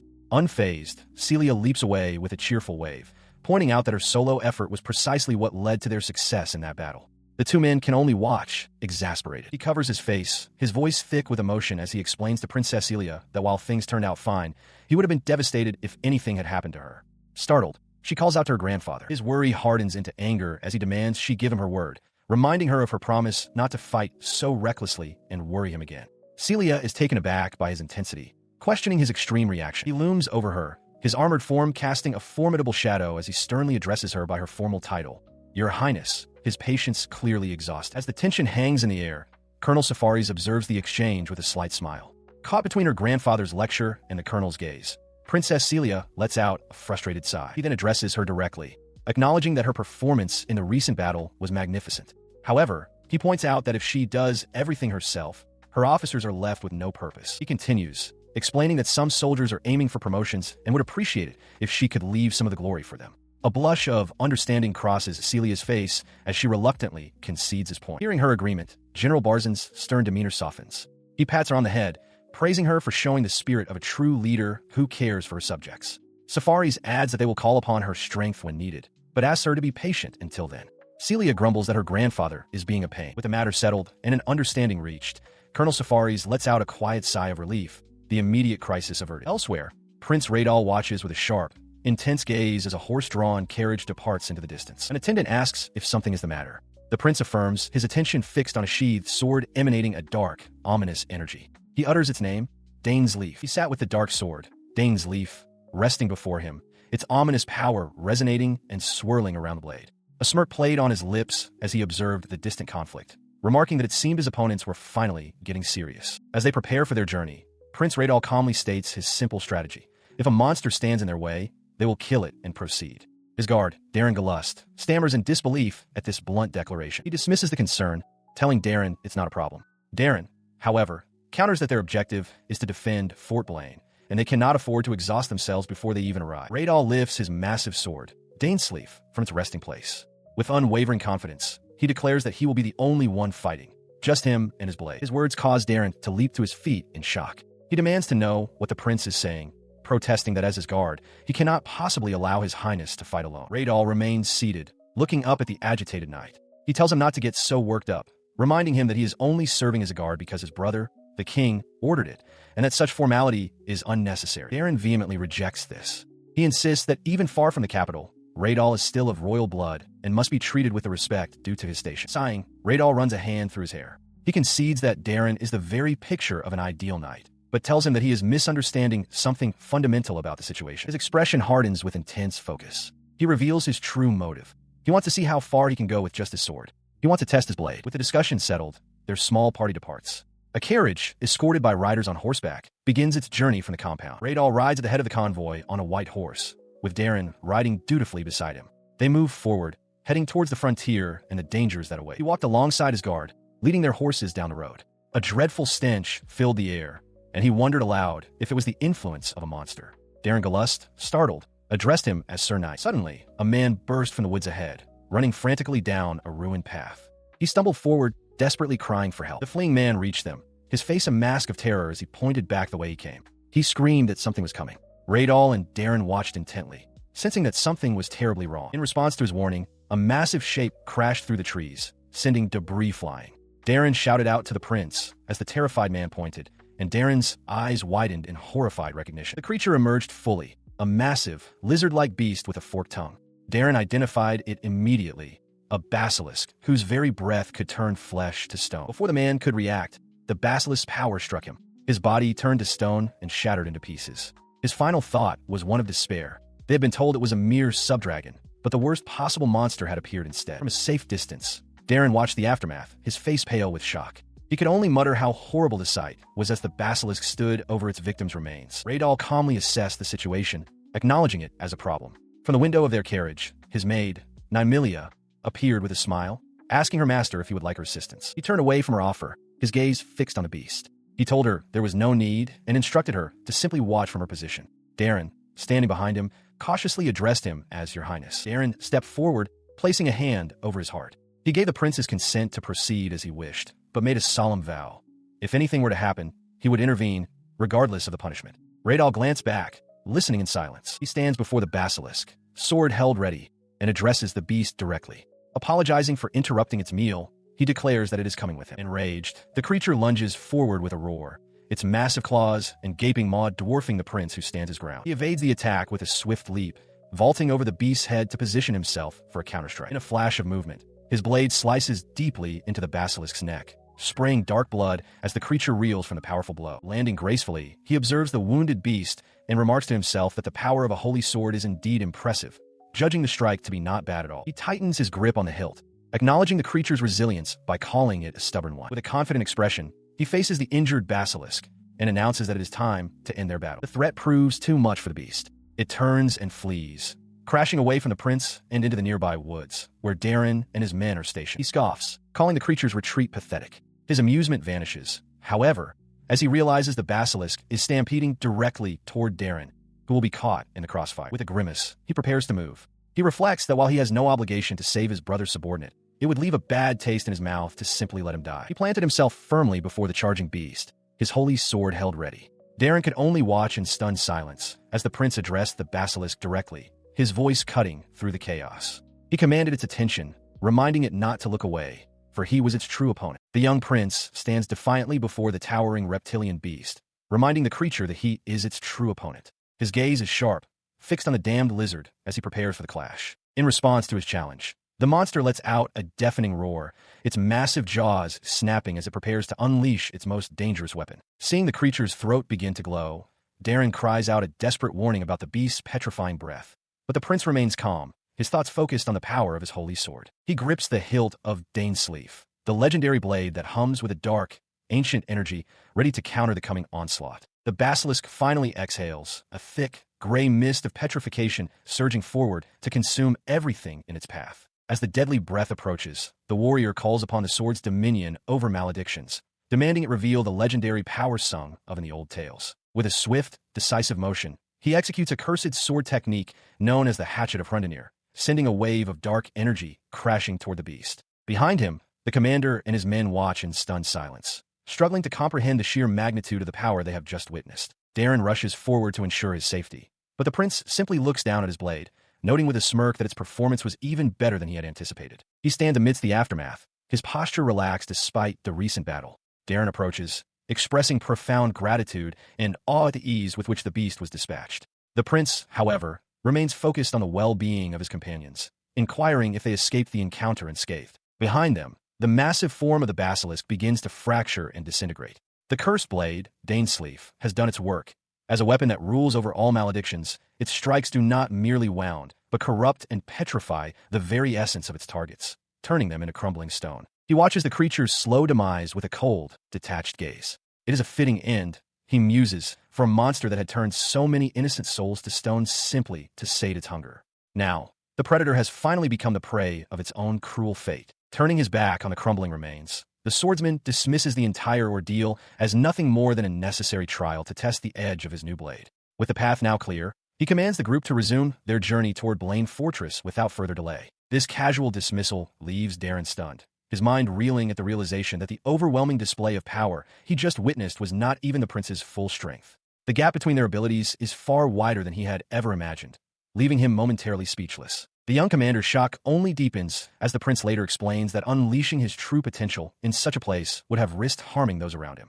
As the group travels onward, 10 days pass in a blur of movement, the prince's thoughts already turning toward the coming conflict with the Empire and the formidable foes that surely await him. Finally, the imposing silhouette of Blaine Fortress rises before them, a massive stone sentinel nestled deep within a rugged mountain valley. The long, arduous journey has reached its first major milestone, and the weary travelers prepare to enter the stronghold that will serve as their base of operations. Amidst the arrival, Nymelia clings tightly to her master, her expression one of blissful satisfaction despite the prince's clear irritation.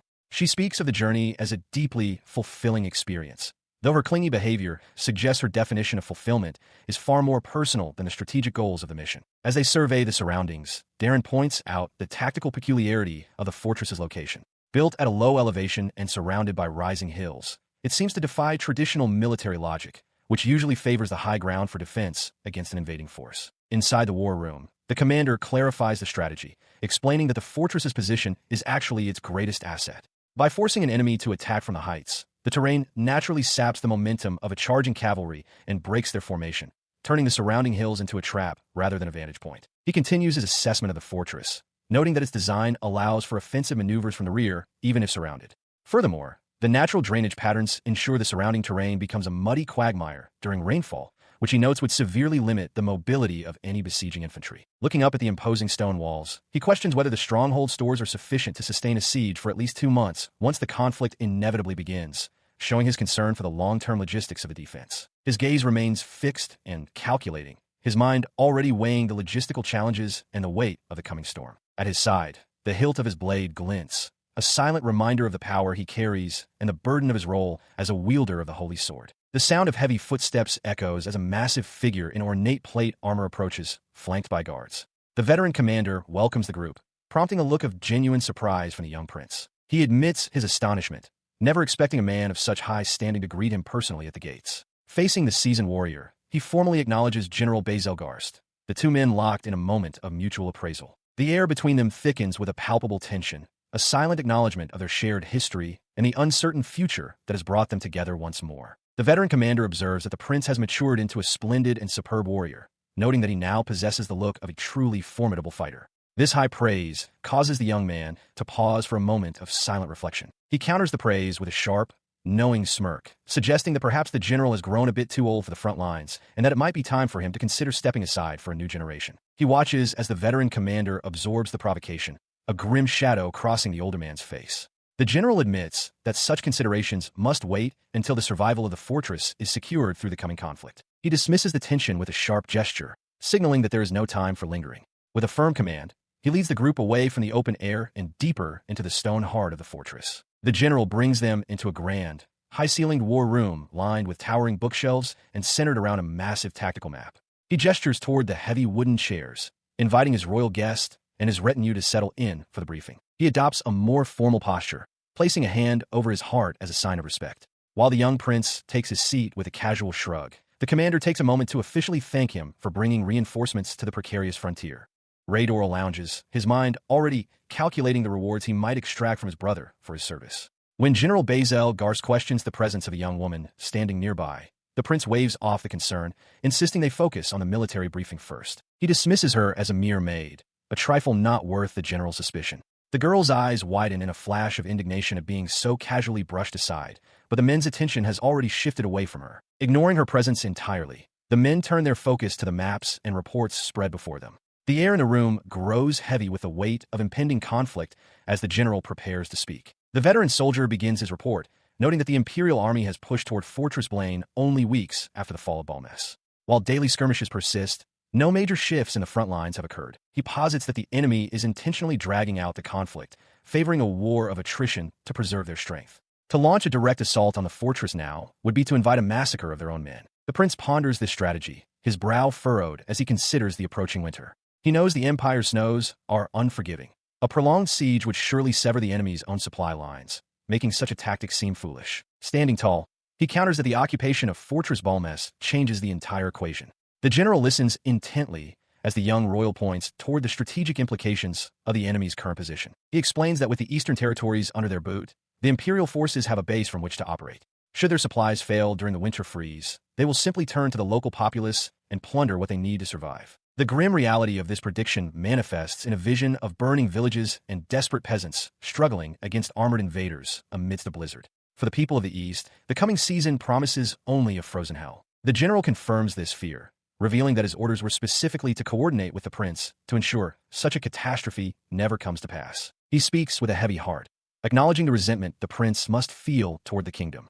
Yet, the veteran general admits that they are at a dead end, with no choice but to lean on the young man's overwhelming power. Because of this desperation, he humbles himself, bowing low before the table. His voice is thick with emotion as he begs for assistance, not for his own sake, but for the survival of the kingdom of Zain and the lives of its citizens. In response to this display of humility, the prince remains silent, his gaze distant as memories of his father flicker through his mind.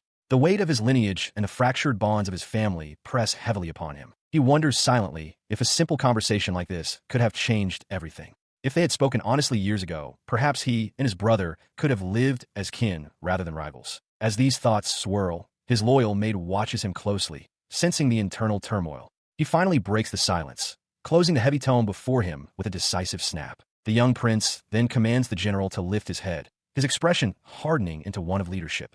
He has reached a conclusion, and the air in the room shifts with his renewed resolve. He acknowledges the sincerity in the older man's plea and offers a deal. He will grant the general's wish for aid, but it comes with a specific, non-negotiable condition. The condition is simple yet profound.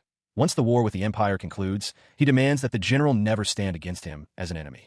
The veteran soldier is visibly taken aback by the unexpected request. He rests a firm hand on the hilt of his weapon, promising that if this pact is made, he will ensure a victory with the least amount of bloodshed possible. He clarifies that his duty to the kingdom remains, regardless of the general's personal choice. To seal the agreement, he swears a solemn oath upon his holy sword. The two men stand across from each other, a new and uncertain alliance forged in the shadow of the coming winter. He waits for the general's response, the silence stretching as the weight of the demand settles between them. The veteran soldier looks back, struck by how much the youth resembles King Granite, yet he is troubled by the internal divisions within the realm that necessitate such conditional alliances between those who should be on the same side. The prince acknowledges the sentiment with a simple nod, prompting the warrior to clarify that his ultimate devotion is to the kingdom itself, rather than any single individual. However, a pragmatic truth follows as the general's gaze hardens with a new realization. He reasons that if the nation were to fall, loyalty would become a hollow concept, and he admits that the prince may be the only one who can bring true salvation to their crumbling country. With fierce conviction, the general pledges that should that salvation come to pass, he will serve the prince with the same unwavering loyalty he once reserved exclusively for the king. Accepting this profound vow, the young royal formally pledges on his own name to lead the kingdom's army to a decisive victory. He stands with renewed purpose, declaring with absolute certainty that they will never be outmatched by the likes of the Empire's legendary Excalibur holders. Later that evening, as the prince rests in his private quarters with his attendant, a sharp knock at the door breaks the quiet of the night. The maid jumps in surprise as the general enters the room, offering a formal apology for his intrusion at such an unseemly hour. He stands tall in the dimly lit room, his expression grave as he delivers the unexpected news. He declares that the time for waiting has ended and that they will launch an offensive the very next day, linking this decision to their previous conversation. The prince turns to face him, his brow furrowed in confusion at the sudden shift in strategy. He points out that they have been confined to the fortress for some time, questioning what could have possibly prompted such a drastic change of heart when they previously could do little more than resist. The general admits that while relying on the strength of a single person is usually a foolish gamble in war, the circumstances have shifted now that the prince has officially joined their ranks. His presence has provided the leverage they previously lacked. He continues, warning that any further delay would allow the kingdom to crumble and rot from the inside out. This revelation catches the young man off guard, prompting him to question the nature of this internal threat. The veteran soldier explains his suspicion that certain members of the royal court are secretly colluding with the Empire, seeking to profit as the conflict drags on. As he speaks, the prince's hand tightens around the hilt of his legendary blade, the weight of the situation settling in. He asks why this information is only being shared now, wondering if the very walls of the fortress have ears.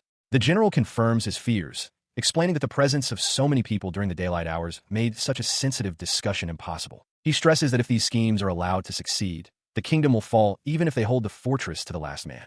To avert such a fate, a swift and decisive victory is the only path forward, and he reminds the prince that his holy sword, Dainsleif, was forged for exactly this kind of turning point. A sharp, knowing smile crosses his face as the gravity of the mission becomes clear. He simply asks what his role in this upcoming gambit will be, ready to face whatever comes next. The general requests that he remain prepared until the signal is given, urging him to unleash the full power of his sword when the hour finally strikes.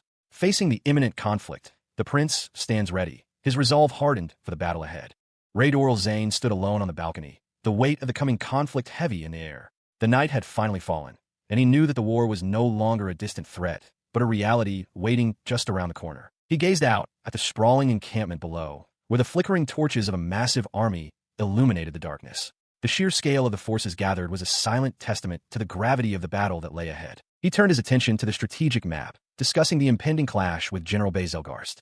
They spoke of their primary adversary, Princess Celia von Arsline of the Empire, the formidable wielder of the Holy Sword Colossalus, whose mastery of light made her a terrifying opponent on the battlefield. He cautioned the general not to let his guard down simply because their opponent was a woman.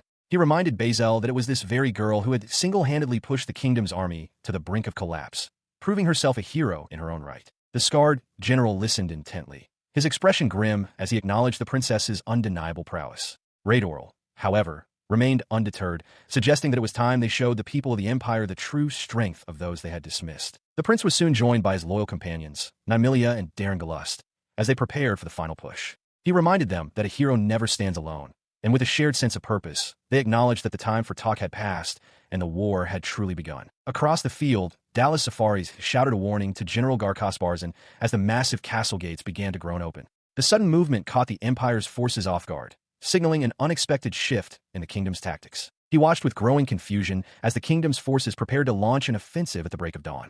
It seemed impossible that they would choose to engage in an open field battle when they were so clearly outnumbered, leading him to wonder if their previous defensive stance had been nothing more than a ruse. He questioned the intelligence reports with the general, noting the absurdity of the situation. Despite the arrival of reinforcements the previous night, the numbers were still pitifully low, barely 100 men, hardly enough to turn the tide against the Empire's might. The general, however, sensed a profound change in the atmosphere that transcended mere numbers. He noted that the scent of resignation which had once hung over the battlefield had vanished, replaced by a chilling resolve that made him wonder if these few reinforcements were the key to a power they had yet to witness. He stands firm, his gaze fixed on the horizon as he weighs the gravity of the situation. Beside him, Dallas Safaris listens intently as the general acknowledges the dire stakes.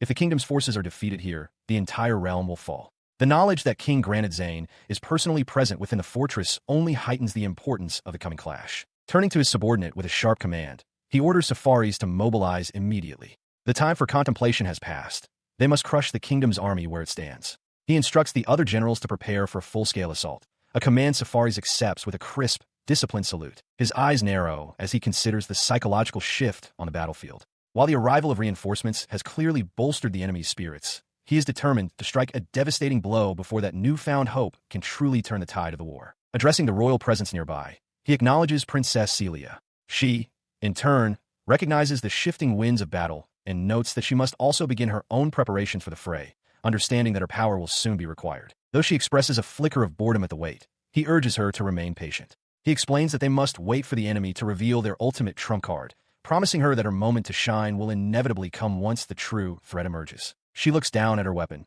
noting that the Holy Sword Colossalus is growing restless and noisy in anticipation of the coming slaughter. He offers a final word of confidence, entrusting the next phase of the operation to her as he departs to oversee the main force. Meanwhile, overlooking the vast, desolate expanse of the battlefield, a lone figure watches the distant movements of the armies.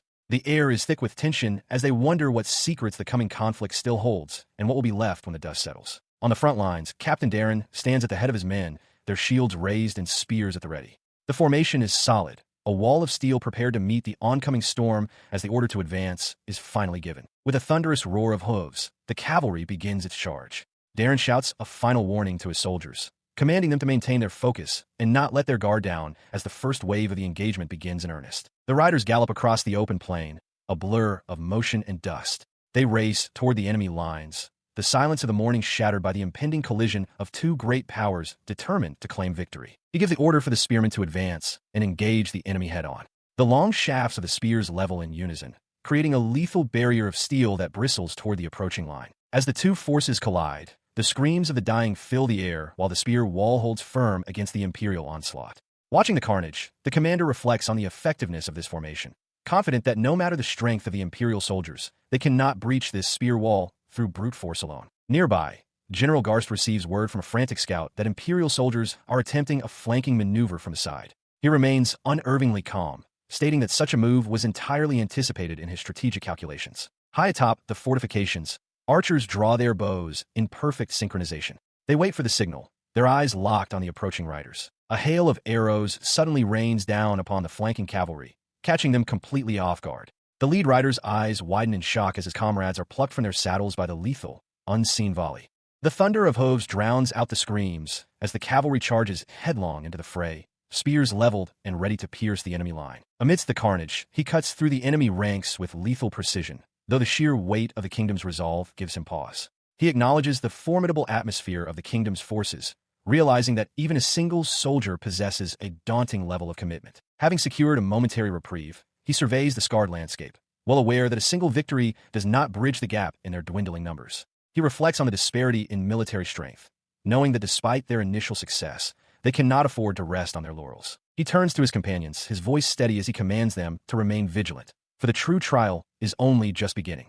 He warns them not to let their guard down on the battlefield, emphasizing that the real battle starts now. Across the field, the formidable General Garkas Barzan offers a gruff word of praise, acknowledging the young prince's skill. Raidorl, however, remains wary, recognizing that his opponent is none other than the fierce general himself, and doubting his own ability to maintain such a fight. A sudden chill of realization strikes him, his eyes widening as he senses a shift in the enemy's tactics that threatens to undo their progress. He ponders the dire consequences if their defenses were to break, realizing this might be the only measure left to take. He spits out a curse at the old general's cunning, realizing that the veteran has already anticipated their every move and found a way to circumvent their defenses. The general calmly observes that they have already found a workaround to the current stalemate. The clash of steel rings out once more as the Imperial army surges forward, closing the distance with terrifying speed and overwhelming force. He grits his teeth, acknowledging the dire proximity of the enemy forces as he prepares to meet the next wave of the onslaught. He realizes with a start that the Imperial army has closed the distance much faster than anticipated, and he calls out to his commander that the enemy is upon them. He watched as the Imperial forces utilized their superior numbers to envelop the battlefield. Just when it seemed they had abandoned the idea of a direct assault on the castle gates, they launched a coordinated cavalry charge. Since that moment, the gap between the two armies had been steadily closing, the sound of clashing steel growing louder as the front lines met in a chaotic struggle. The young prince barked orders, warning his men of incoming arrows and commanding them to raise their shields high. A cry of pain echoed nearby as the first volley found its mark, piercing through the ranks. He gritted his teeth, sweat beading on his brow as he realized the true scale of the enemy's simultaneous sweep across the field. As another wave of arrows took flight, he surveyed the horizon, seeing the sheer mass of the opposing force pressing inward from all sides. He swung his blade, desperately trying to hold the line. He understood now that the enemy intended to smother his local tactical advantage through sheer attrition and overwhelming numbers, rendering his defenses useless. Nearby, the commander of the Silver Knights noticed a gap in their formation, shouting that the left wing's defense was buckling under the pressure and urging his men to hold firm. The commander's warning was cut short as an Imperial soldier lunged from the chaos, blade raised with a murderous intent aimed directly at the knight's exposed flank. A sharp cry rang out as the commander was struck, the force of the blow sending him reeling while his comrades watched in horror as their leader faltered. Seeing the blow land, he rushed to the fallen man's side, checking for signs of life while the battle raged on around them, the situation growing more dire by the second. He grit his teeth, the salt of his own sweat stinging his eyes as the weight of the Imperial onslaught bore down on his position. Defeat seemed a mathematical certainty, yet he knew they had to hold the line until the order to fall back finally arrived. Suddenly, a strange shimmer in the air caught his attention, causing him to snap his head toward the source of the disturbance. The young prince watched in confusion as the enemy's tactical rhythm shifted. He had assumed their aggressive push was part of a calculated plan, but their sudden lack of follow-through left him questioning their true intent. Meanwhile, on the opposing side, the veteran general observed the battlefield with a mixture of boredom and contempt, noting that the royal army seemed to have abandoned all strategy once they breached the initial defensive line. He stroked his mustache, his eyes narrowing as he searched for a hidden motive behind such a blatant display of incompetence. The seasoned commander knew his counterpart, Basilgarst, was far too shrewd to gamble everything on a reckless charge without a hidden trump card to tip the scales. When reports arrived that the royal army had begun a full retreat, he dismissed the news as a transparent ploy, ordering his men to press the advantage and storm the fortress before the enemy could regroup. Beside him, the young princess stood frozen by the sheer brutality of the conflict, but he offered her no comfort,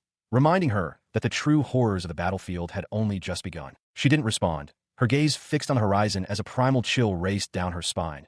A presence was approaching, something far more dangerous than the soldiers they currently faced. As her warning hung in the air, the desperate cries for retreat echoed across the stone walls of the fortress, signaling a chaotic end to the day's engagement. The armored infantry surges forward, their voices rising in a unified roar as they press the advantage against the retreating forces. They shout to one another, urging the line to hold and to keep the pressure on their fleeing enemies. Amidst the chaos, the young commander stands his ground, his voice cutting through the din of battle as he orders his men to fall back while he covers their retreat. He remains defiant, vowing that the enemy will not pass as he urges his subordinates to make haste. However, the tide quickly turns against him as he finds himself isolated and surrounded by a swarm of enemy soldiers.